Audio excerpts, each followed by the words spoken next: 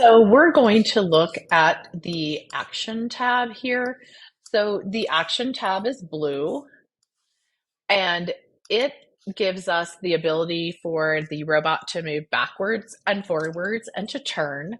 So we can move forward and we can change the power here to make it go faster or slower.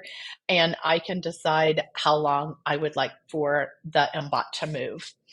Same thing for backwards. I have those same options here as well. And then I can have the MBot turn left, and I can change the power and the amount of time that it's turning left. Obviously, if I continue to turn left for 30 seconds, it will go in a circle. And I can do the same thing for the right as well.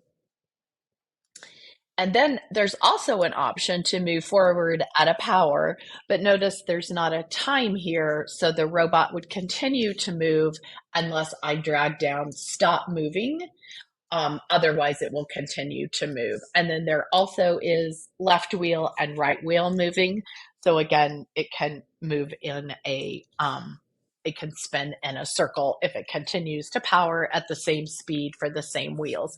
So the Action tab is basically used for moving the robot.